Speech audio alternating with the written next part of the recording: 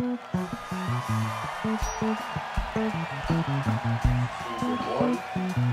3.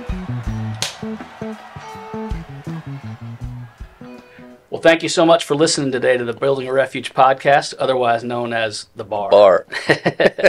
But hey, before we get started here, I wanted to thank Clark Crosser and LDR Studios and everything that they're doing for us. And Clark, we just thank you for having us here today, man. Absolutely. Awesome No problem, man. Yeah. And also, before we get started with my guest and my co-founder, Brandon Leum, I wanted to let you guys know that if you are struggling, Yep. there are some avenues for you to go and reach out. And one of those is through Building a Refuge. You can text 494949, the word refuge, Yep. to 494949. Yeah. Or you can actually dial the suicide helpline at 988. Yeah. So those are avenues if you are in immediate need of help. So, but today I'm really, really excited to have my co-founder Brandon here. We've never done this before, like an official interview. We've done it a million times in the car or at the restaurant or on a snowmobile. On a snowmobile, yeah.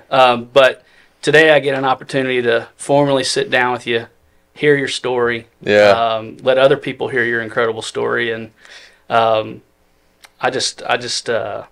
so excited for Building a Refuge, for what we're doing, for the response that we've been getting. And ultimately it comes down to what we're doing today, and that is telling our stories. Yeah, right on. Our tagline is one story at a time, right? Yep.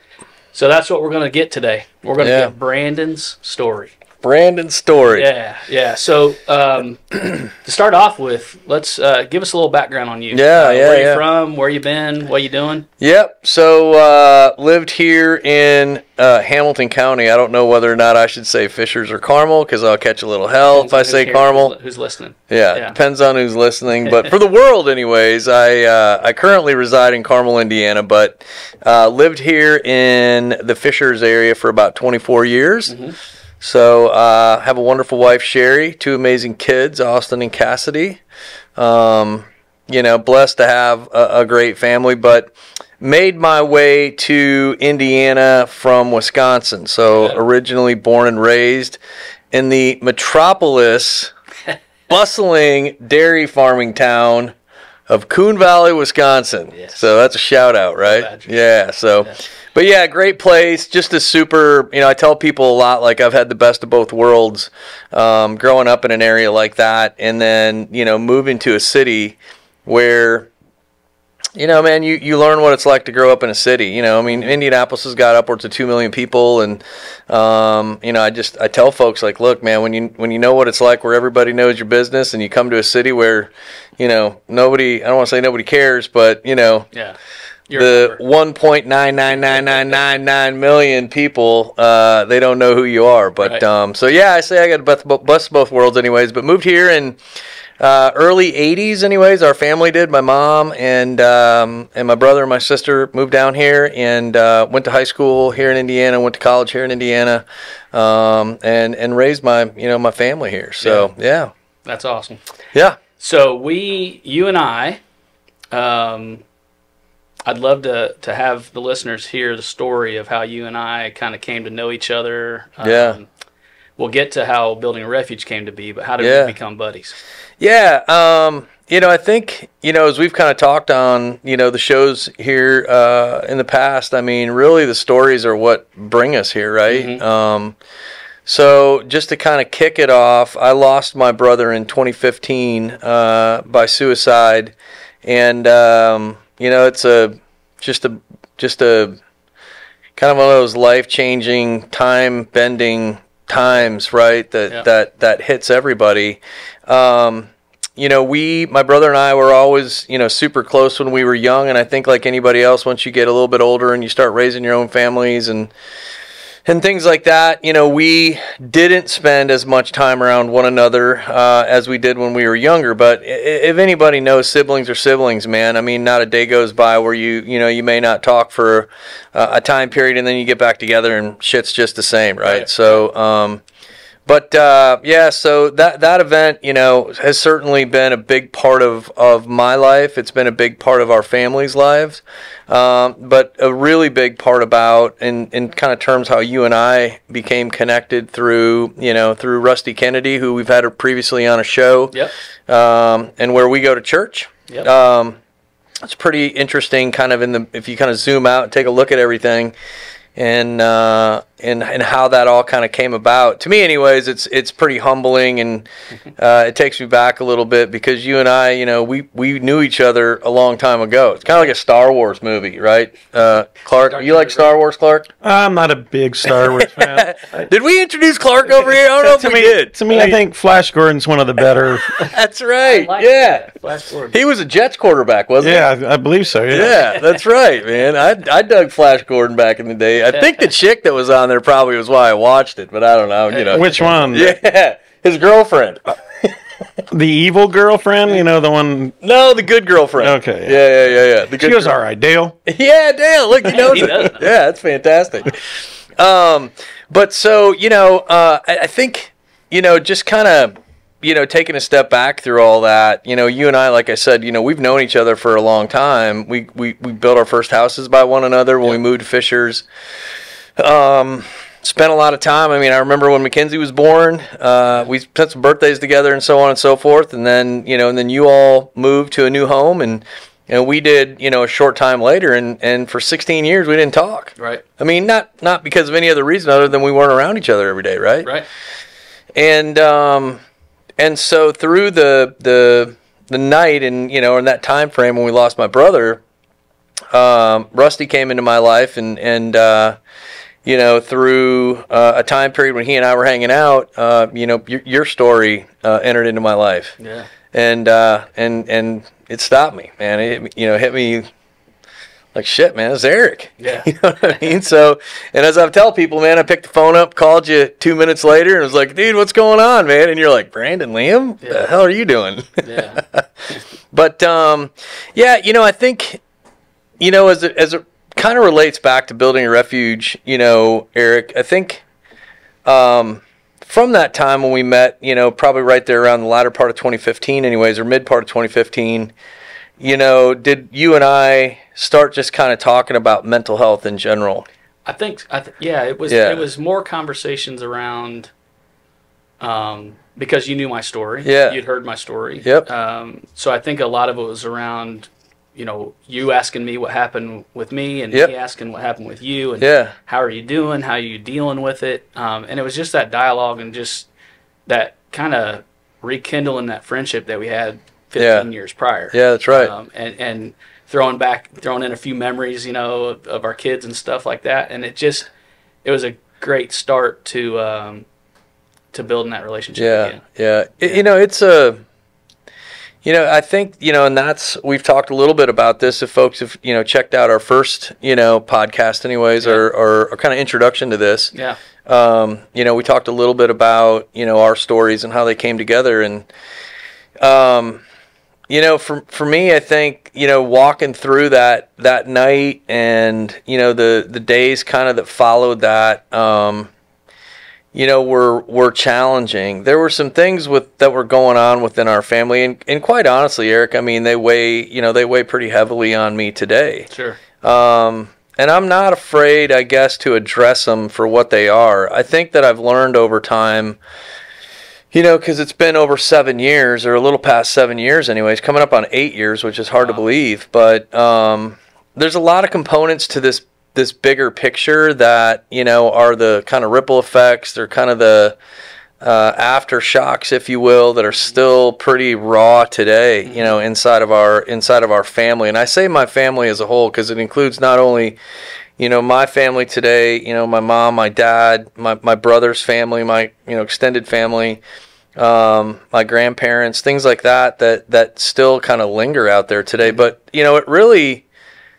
it still does have an effect on the mental health side of things. And I think that's the one thing when you and I, you know, whether you call it brainstormed or we just took what we were going through and said, hey, look, man, it's like saying WTF, somebody's got to do something, right? You know, did we realize that, you know, why not try to build something, right? Why not try to do something that provides an environment that's non-threatening, where you and I can just hang out and share with one another stories, just be honest with one another. And so really, I think, that from that perspective, that's what really drew me to this, because I kind of felt like, not that I owed it to my brother by any means. I don't think I owed it to him, but I just felt like somebody needs to echo the shit that he was going through during the time frame when he decided to do that. Right. And I think that's why this connected, because even when you've shared your story with me, personal story, some of those similar trigger points were there. Isolation, right. Yep. Self-doubt, kind of that self-destruction. And that's what was there, man. I mean, my brother was 48 years old, going through a challenging time of life with his own family. I've learned through, quite frankly, my own faith and just taking a step back from things that there's not one avenue of fault by any means. I've also learned that and realized, that it's just one big picture. You know what I mean? I'm a part of that picture just as much as, my dad, my mom, my sister, my own family, Brent's extended family, that are a part of that big picture. And that all those are all ingredients to where, even my own personal mental health is around this. It's definitely made me more aware of where I'm at today and how I process things versus me, just making really probably quick decisions or hasty decisions or whatever. And believe me, man, shit still comes, you know what I mean? I still make hasty decisions about stuff, but, I think in terms of, how much time you and I have spent around each other and kind of talking about what we really would like to build within building a refuge, those are all different components of it. Right. And it's interesting that you talk about your family and you talk about all the other pieces of the puzzle and everything. But tell me a little bit about your family dynamic and you've touched on a little bit, growing up in a small town. There's Katie and Linda, and there's your dad, and and just give us the lay of the land. On Sure, your family.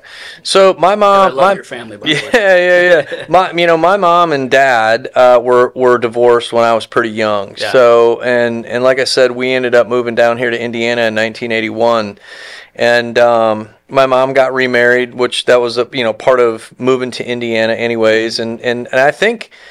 That was a big move. It was a big move for me, coming from that small of a town. But I think it was probably even a bigger, it was a bigger impact on my brother and my sister. My brother was a freshman in high school. My sister was a senior in high school. That's tough. And coming from a town where you have a graduating class of, 50-ish people, to come into classes where they're, and this isn't really that big today, right? I mean, shit, I think in Hamilton Southeastern and Carmel, there's probably 2,500 kids that graduate from a class, right? Yeah. I think back in those days, the Avon graduating class was 300. It might not even be that, but that was a big deal. Coming from where we were to where we came to move in Avon, and so at any rate, I think some of that, relative to the family dynamic, was definitely big. It was just a big event in our life, right? To move away, but. Yeah. My brother was married in the early 90s, and he has 3 children himself, my 2 nieces and a nephew that are relatively the same age as my kids. But look, man, we haven't spoken in 7.5 years. I don't know what they're up to. Yeah, it's tough because well, I tell you what was probably one of the hardest things is when my daughter was going to IU and my brother's daughter was going to IU, and they would be in the same classroom together. These were kids that would go to, they would share birthdays together, they would share Christmases, they would share all these things together, and they would walk right by each other and not even speak to each other. That's rough. It's super rough. It's one of those things, man, you want to jump in and fix it. You know what I mean? I want to jump in and fix it. I want to take care of the situation. But like I said before, it's one of those situations that I know now today, it's not on my watch. You know, it's not on my remedy. I'm not going to be able to put a Band-Aid on it and fix it, right? I mean, time has a lot to do with it, but I think overall, it'll eventually, come back together one day. Yeah. Doesn't mean that I don't think about them. Doesn't mean that you go through a lot of emotions, man. I mean, I went through a ton of different emotions, when Brent decided to do that. And there was a lot of anger. There was a lot of blame. There was a lot of guilt. There was a lot of, like, what am I doing in my own life? I mean, shit, dude, I quit 3 jobs in 3 years. One of the things that I figured out short after all this happened is that I was going through probably a time period of PTSD on my own, from just the shock of what was happening. I mean, I remember, that night, man, I mean, just one of those things that you just won't forget. We were getting ready to go to dinner with some friends. You remember them well, the Roars. I mean, they lived right next door to you guys. Right. And you just get that, and your whole life changes in a second, and it's never been the same since that night. I mean, ever since then, man, the world has been a different place. Now, it's been challenging, but it's also been very rewarding. I mean, I wouldn't be here today doing this if I hadn't gone through that experience. Well, let's and as difficult as it is, and I want to make sure and thank you for being willing to share this part of it. Yeah, because I know it is very difficult. And, but we also know that there's people out there struggling with this stuff right now. Maybe this specific type of story, maybe a specific subject. But take us back to that night. Yeah, like. I mean, again, it's funny. It's not funny when you zoom out and you take a look at this, but I've always had a pretty optimistic way of looking at life, and I've always had a kind of a connection to my faith, and I was I was actually managing a sales team at the time, and that day I had been in Cincinnati, and the company that I was working for, we were going through some restructuring, so on and so forth, and one of my teammates asked me, or he was pretty worried about his position, and I said, what are you worried about? I was like, what happens if tomorrow you get a letter and you're getting riffed or what have you? So what are you going to do? And he's like, what do you mean? I was like, well, what are you going to do? And he's like, well, I'll probably have to find another job. I'm like, okay, you know the answer then. So what are you worried about? You know what I mean? If you don't know what's going to happen next, then sure, I could say, hey, look, there's probably some concern here, but you know what you're going to do. Yeah. And he asked me, he's like, dude, how do you think like that? Like, well, how do you think like that? And I just said, look, man, I'm on this path. And this is the path I'm on, and it's a path I've been given, and I'm not getting off of it. So that's why I think like that. And I had no clue, right? You have no clue what you're getting ready to walk into, right? I had no idea. My brother at the time, although I knew he was going through some tough times, he had recently been, he had moved out of his house. He was living with my mom and stepdad at the time. He was working out of his house, so he was going out there and working during the daytime, and he owned a fence company with another partner here in town, very well respected. And, you just never, I mean, I knew he was going through some really tough times. And the hard part of it is, Erik, is that from mid-December until January 21st, I drove past where, my mom and stepdad lived in Fishers, couple times a day. So you take a couple times a day times 4 weeks and add the numbers up how many times I drove by, and I didn't go there. You know what I mean? I didn't go over and check on him personally, and a lot of the reason was because I thought that he was I never thought that he would do this, and I never thought that he was in a mindset of like F it, right? Because I think when you look back at it, you go, yeah, man, I would have stopped every day. I would have done whatever I could have done, right? Sure. So you go through those thoughts. Those are, I think, somewhat natural. You go through those, whether somebody wants to call it guilt or whatever they want to label it as. You just go through that emotion. Yeah. So back to your question about what it was like going through that experience. We were all shocked, man. It's one of those calls you get that just drops you to the ground. And I remember getting it. I was walking out to the car because I saw my mom call me on my cell phone, and I just sat down in the grass. I was outside, and she told me this would happen, man. I just sat down. I was like, it just takes everything out of you. And I walked back inside, and and I had motioned to Sherry to come over, and so she came over, and and I told her, and it's almost same exact thing happened to her. Like she just she just fell. You know what I mean? And so from there on, that night was just kind of a blur. Again, on a previous episode, we had Rusty in here, Rusty Kennedy, and he was a big part of our, big part of that night. He showed up. He was a part of the Fisher's chaplain service, and I met him that night, and I'm so grateful to have met him because he's unpacked a lot of shit for me. Yeah. And a big part of our life since then.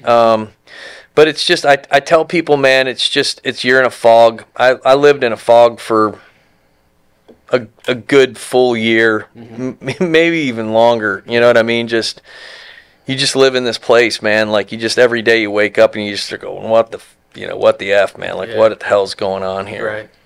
Right. There was challenges, and listen, I don't have a problem being 100% honest about this, the family situation, and so there's other people listening out there today that go through the same shit as me. I hope that it helps somebody, right? Yeah. I mean, we ended up having to do 2 different, memorial services for my brother because of the family tension that was going on. Like I said, he was separated from his wife at the time. They were going through some struggles, and it would have not been a healthy situation at all. Sure. I was the one that kind of had to manage all of this, and it's been a real struggle. I mean, 8 years later, coming up 8 years later, we still don't understand what my brother's wife has done with his remains, and that's hard. Yeah. It's really difficult. It's difficult for my parents. It's difficult for my own kids sometimes to question, like, what the hell. Yeah. It's really difficult for me because I went through a time period, man, where I was pissed. I bet. Yeah. Like, I was pissed off. Like, you have some weird, bad thoughts, right? But again, I think, having somebody, and that's kind of what we've done here at Building a Refuge, man. When you look back at this, what the friendship that I established with Rusty, the friendship that I established with you, being reconnected with you, and some of the guys that we hang out with, right, were all the contributing factors to help me get through that without cracking. Yeah. Right? Yeah. Because those are, what happens is not only have I lost a brother, but I'm seeing my parents go through a tremendous amount of shit. And that's angering, I mean, I remember talking to my sister, shortly after this happened in the January, February time frame, and like, we're going to have to fucking deal with this. This is on us now. We're going to have to somehow manage our parents because of this. Right. And I only am saying that because I want to be real about it. What I've learned is I don't have to be that guy. I can be there for support. I can be there for an ear for them when they need it. But I don't have to be the guy to try to fix it. But in the beginning, you did try to manage it. Oh yeah. Oh yeah. Oh man, I took 100% full control. Where'd that take you? Oh well, it took me to a bad spot, man. Like I said, I quit 3 jobs in 3 years. It took me away from my family. I was angry. I think from a health perspective, I had some health issues that jumped, like just popped up. I mean, I'd never had high blood pressure in my life, and I get to the doctor and she's like, "Why is your blood pressure so high?" I'm like, "I don't know." You know what I mean? So now when I look back at it, I understand some of that, but listen, it's a tough time, Erik, and I mean, I love the fact, Clark, man, I love the fact that we can come in here and we get to, kind of share our experience, right? We get to share our experience with you. You came to us, man, through what we're doing with Building a Refuge, and in a way that, I never would have expected we'd be sitting here with you, man.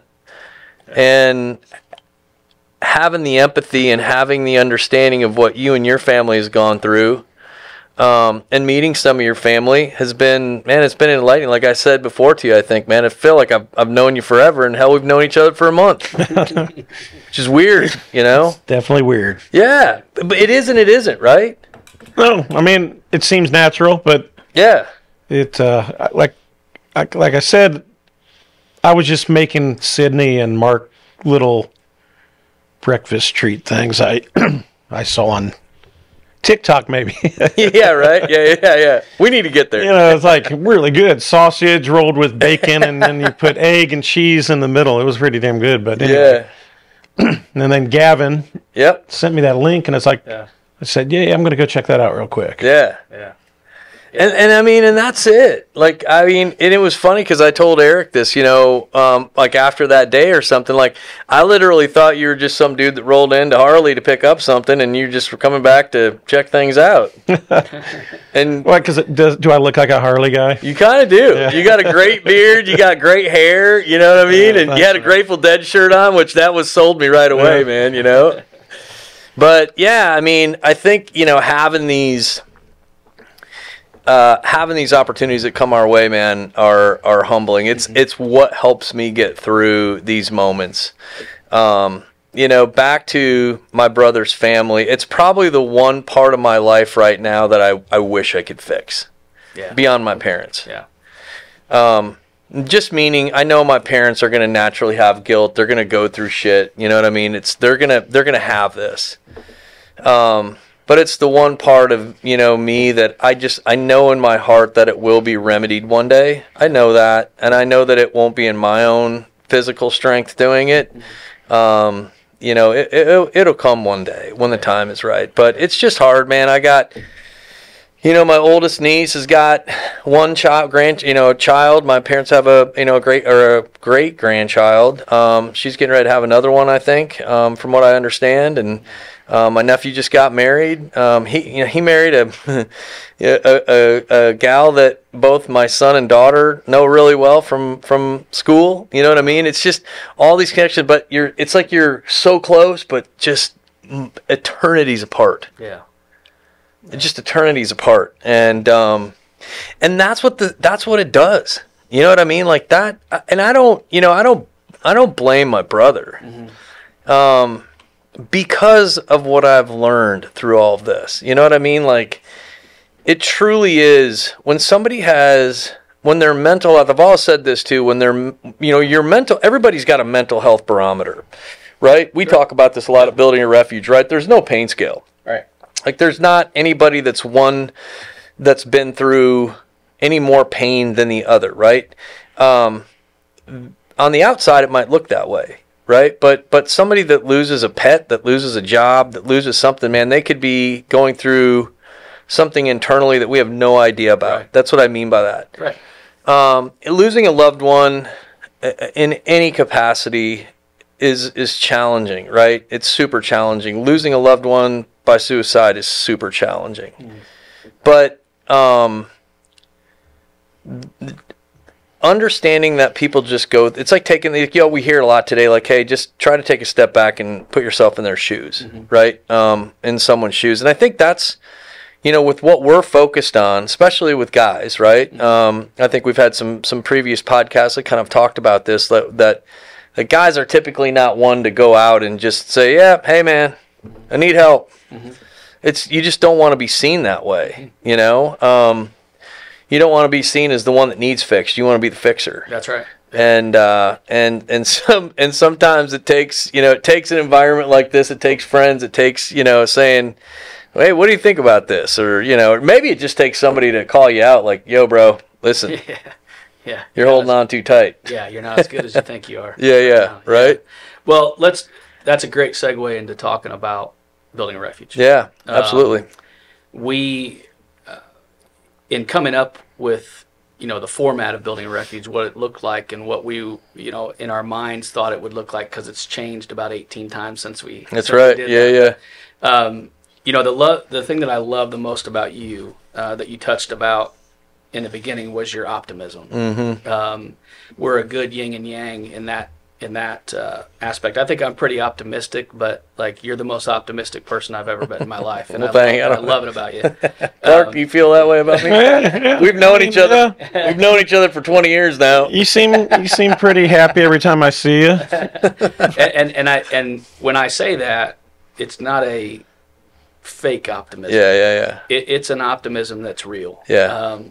And that's part of the reason why I was so excited about doing this with you. Yeah. In the beginning, when I was thinking about this with Mike, and in the previous podcast we had talked about how all this came about, was like, man, I don't want to do this by myself. Yeah. Like I did life by myself for a long time. Yep.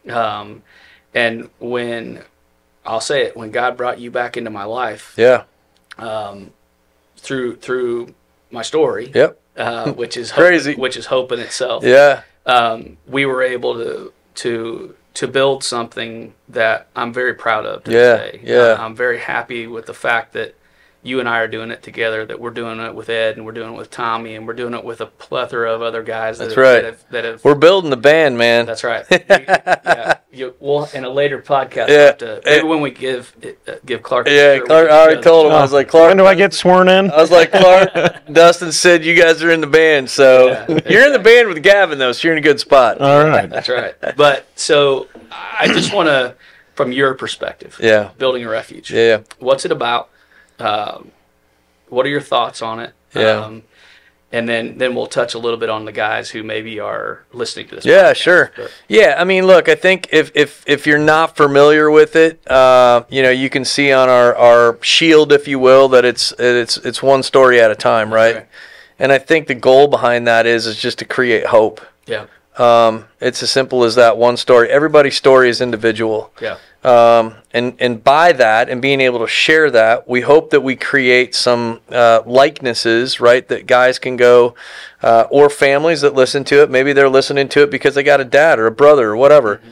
But they can go, yeah, man, I can relate to that because I've been through something similar to that, right? Mm-hmm. So it's really creating hope through one story at a time. And I think from a mission aspect, we really sit on 3 pillars, right? That's awareness, education, and funding. That's right. So bringing awareness to what mental health and what we learn and what we know about it today. I mean, I still think we're probably at the very infancy stages of even understanding what mental health really is. Mm-hmm.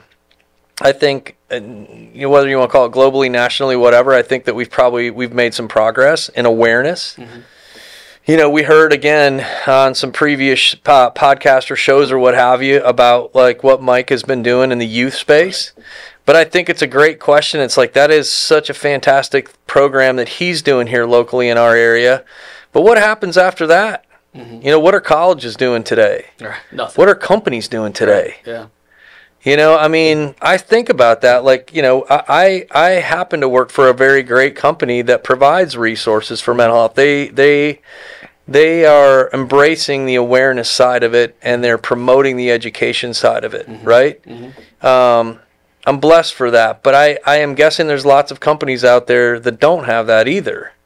So I always think about, what happens after that age of 18, to young men and young women and folks that are out there that don't really have much of an outlet. I mean, we've had a lot of young guys come our way, right? I mean, heck, mid-20s that you're talking about. I mean, my son has come to a lot of the events, and obviously, look, I don't want to say that it's me, but if I wasn't involved in this, he probably wouldn't. He wants to support me too. Right. I love the kid to death. He's a wonderful son, and he's supporting this, but he's become a lot more aware about his own mental health, right? And he's gone through a lot of shit. Yeah. I mean, at a young age, he's 28 years old. He's lost a couple of friends to overdoses. He's seen his friends struggle with it.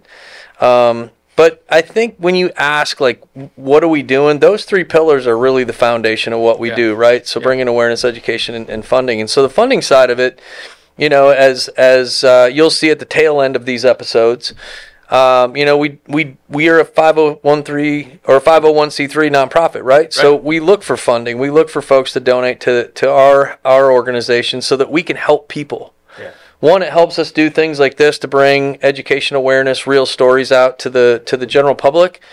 But then we also want to be able to have enough funding that if somebody comes to us, right, and says, hey, we really do need help, we'd like to help out. Right. It looks a lot, it looks a lot of different ways, but that's one of the goals of what we want to do. Mm-hmm. We've talked a lot about that.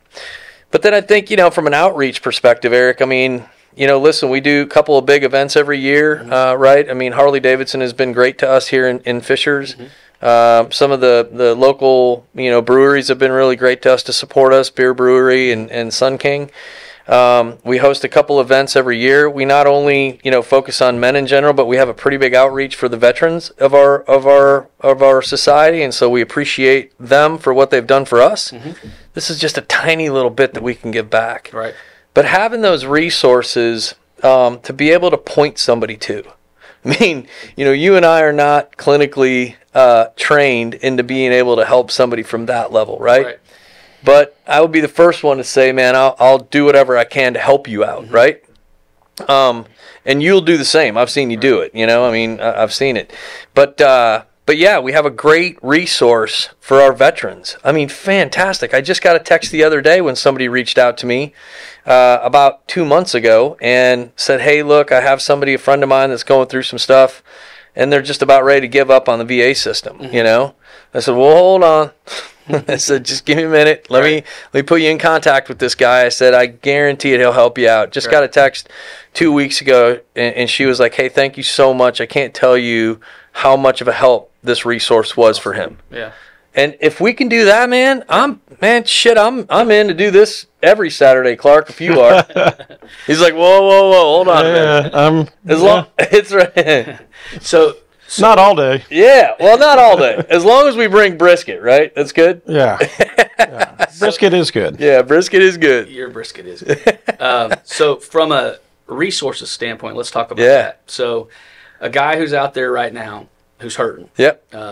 In a dark place, in that fog that you called, that you said you were in for about a year. Yeah. What would you say to that guy about resources? Yeah, I mean, listen, I'd probably start with your closest friends first. Yeah. That's probably where I'd start first. And if I could encourage anybody, find your best friend and get vulnerable with them. Yeah. Maybe at your pace. You don't have to just puke all over them like I might tend to do, but just simply maybe ask the question, in a third party, like, hey, I got a buddy going through something, what are your thoughts? Mm-hmm.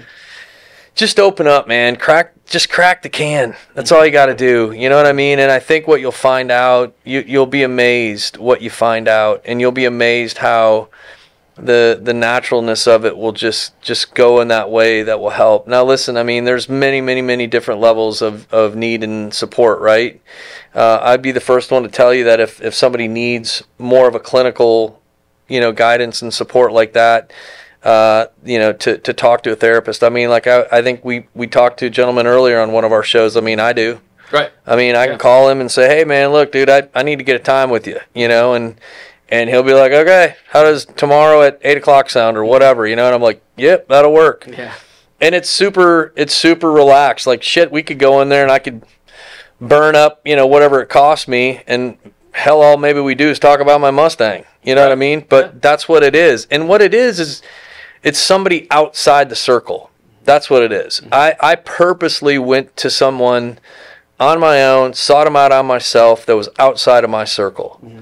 that I could be completely honest with about everything going on in my life, and they could give me an honest feedback. Mm-hmm. And I think you'll know. Like, I think you should. I think you would know when you can say, yeah, I can trust this man or this woman or whoever you might go, whether a man or woman therapist, whatever. Mm-hmm. My guy happens to be a guy, but that's just because I trust the dude. So, right. But yeah, man, I would say that. Beyond that, if there is, hell, reach out to us. Right. There's every bit of technology due to COVID today. We have no reason not to be able to contact somebody or hang out or do a virtual meeting or come in and hang out in an environment like this. I mean, we're here. And we don't, for those, this might be your first podcast, we don't just do podcasts, right? No, absolutely not. So the goal when we first started this thing was face-to-face interaction. Yeah. It was community, building community. Because we feel like that's what men are missing. Yeah. And we don't feel like, we know it. Yeah. We know, because that's what I was missing. That's what you were missing. Yeah. My guess is that's what Brent was missing. Yeah. And so that's really what we wanted to create. So before we even thought about this podcast, our main way of getting to guys was meeting. Yeah. Yeah. It was grassroots, right? Grassroots, man. Yeah. I mean, like I said, we've had a couple of establishments here in Hamilton County that have been open to us. I mean, it's just It's not shocking to me, but yes, I guess it is, because I always think, like, when we go to somebody and say, hey, can we use your space? The first thing we think about is oh, well, how much is it going to cost? Blah, blah, blah, right? They'll just give it to us. Yeah. Hand the keys over. Just, there you go, do whatever you guys want to do. And I'm like, really? They're like, yeah. You know what I mean? If you all say you're going to do what you're going to do, and yeah, you're right. I mean, having those in-person meetings have been, man, they've been great. COVID sucked. Yeah, it did. Because we couldn't do it. We tried to do it on Zoom, and it was just weird. Yeah. Yeah, we love this. Yeah. That's what you and I were built for. And, yeah. And I think, and the reason I ask you that question is because the guy who's in a dark place right now, the guy who's listening right now, that is probably the most difficult decision he'll make. Yeah. You know, especially right now, because it's hard. Yeah.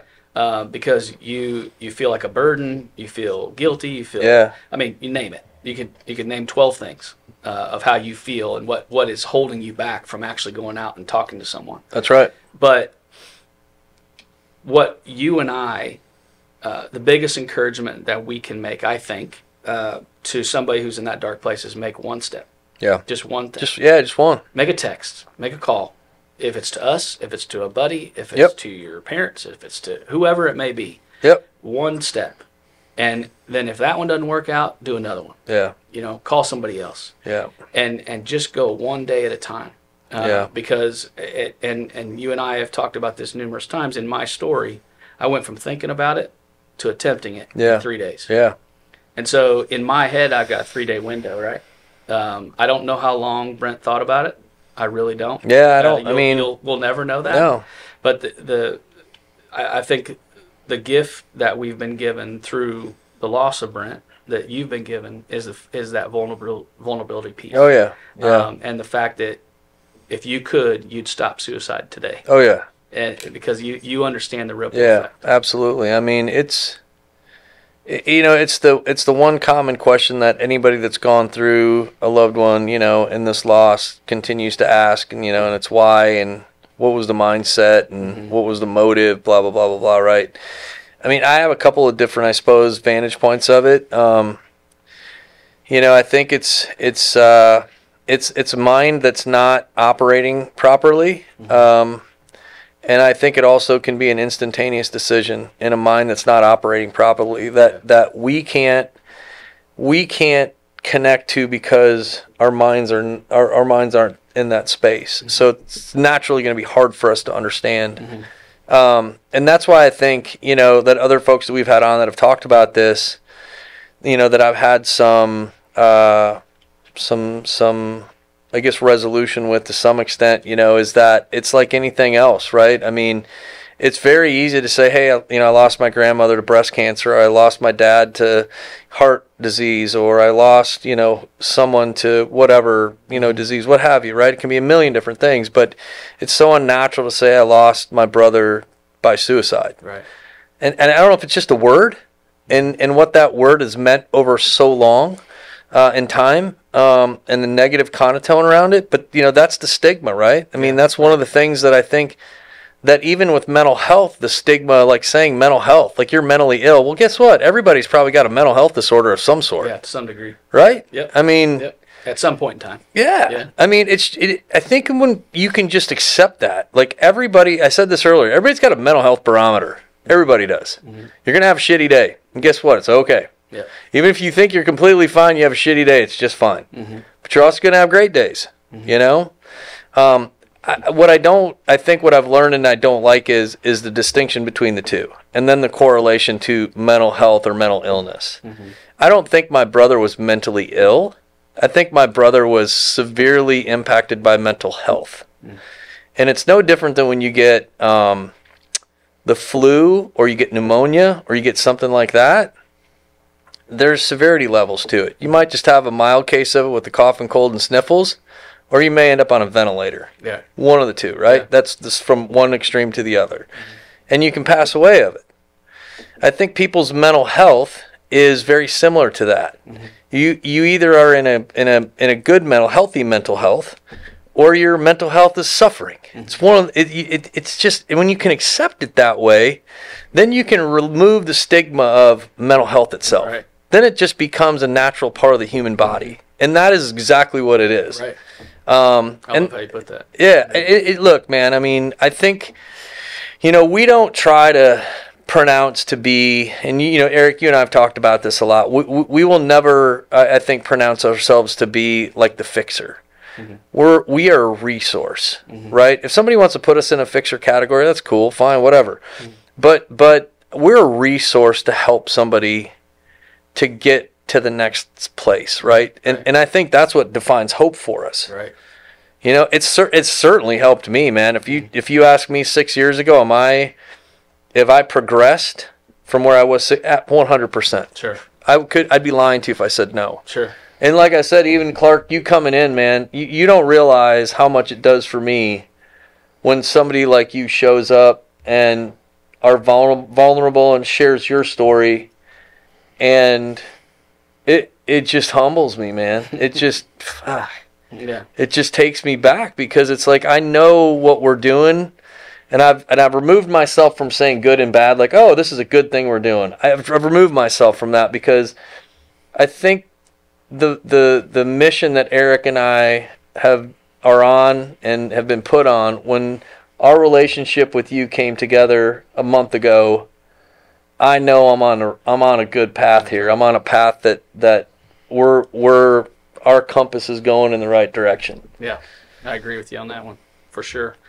Well, look, man, I know that wasn't easy. Yeah, and I know it's getting easier. I'll tell you that it's getting easier. Good. I'm glad, and I know that it's getting easier because of your transparency. Absolutely. And not only that, but it's guys on the other end who are willing to listen. And who are being affected. And it's humbling for me to kind of sit back and watch how you have grown. Yeah. I mean, when we first met, it was all about barbecues and beer, and now it's about helping people. I for a very long time I had a hard time saying my brother's name.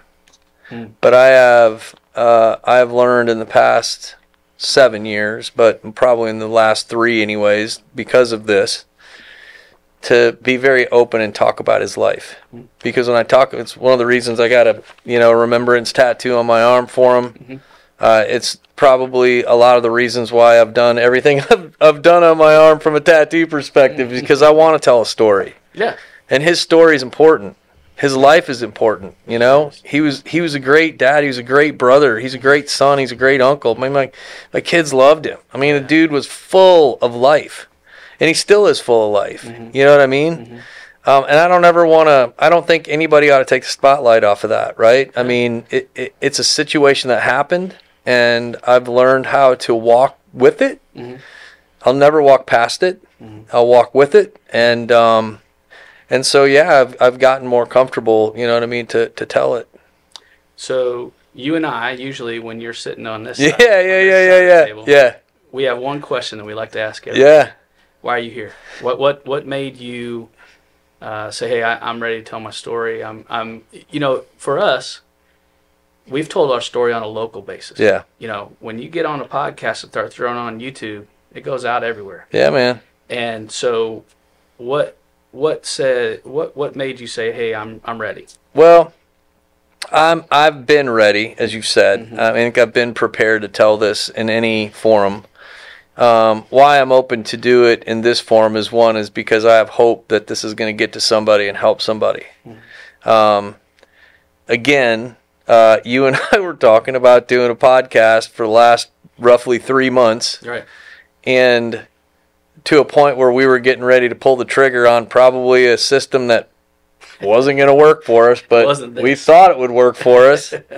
And then this guy, Clark, and LDR Studios comes along and says, yeah, that's what I do. Yeah. I'd help you guys out. We can run some rough drafts, and here we are today. Yeah.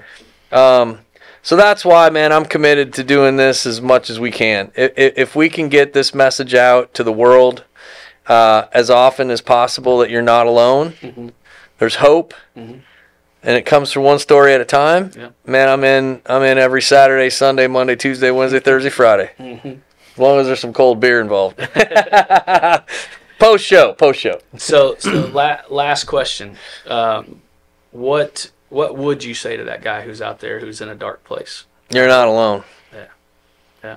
Just you're not alone. Realize that you're not a lone man on an island. Mm-hmm. Trust us. Mm-hmm. Just, give us a chance, man. Mm-hmm. That's what I would say. Just give it. And if you're not ready, that's cool too. Yeah. Don't sweat it. Mm-hmm. You know what I mean? You take this at your own pace, but don't give up. Yeah. Like, don't give up. It's going to suck. It's going to be painful. Life's a pain in the ass. You're going to get kicked in the ass at times. Mm-hmm. But just don't give up, dude. There's other people out here that have been in the trenches and of this and other stuff.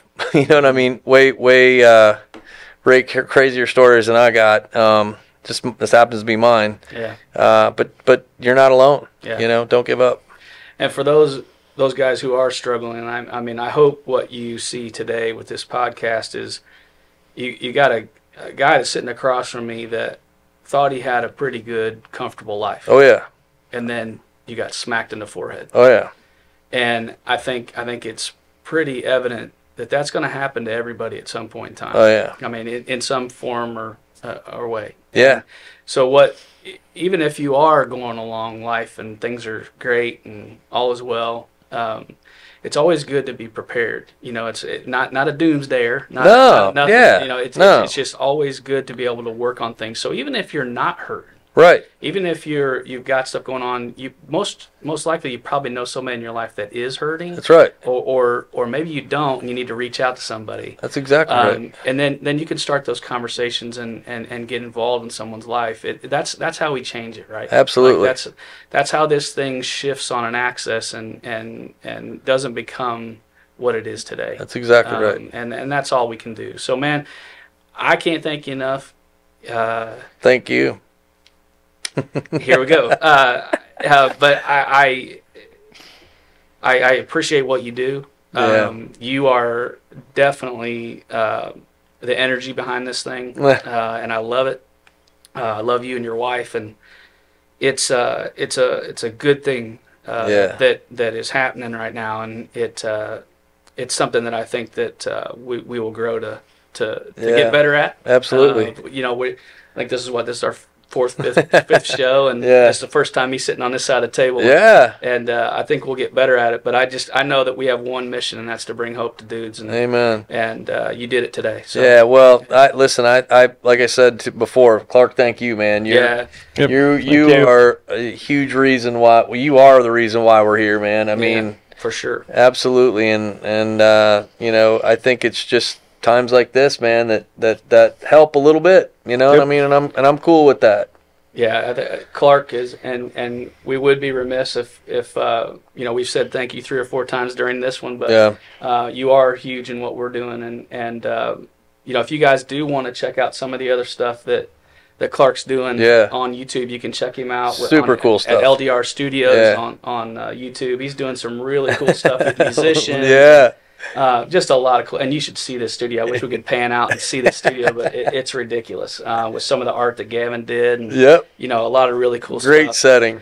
But again, man, thank you. You bet. We are coming to the end of our time, but I would be remiss if I didn't mention, those guys who are struggling. There are avenues, just like we said at the beginning of the podcast. You can text 494949, the word refuge. And then you can also dial 988. And for the National Suicide Hotline. That's right. Hey, before we wrap, where can people find us? So you are. Come on, man. Catching me. I don't have the second page. That's right. We can put it. Put it on a graphic. We'll just make it easy for people. YouTube, Facebook, YouTube, Twitter. All you gotta do is type in "Building a Refuge." You're gonna find us, man, for sure. And with the hope of Clark's daughter Sydney helping us out, we'll be on TikTok. That's right. That's right. Yeah, we're looking forward to it. But thank you very much, Erik. Yeah, man. Thanks for your story, and I love you. Yeah, you too. Love you. All right. Clear. Cool. Right on.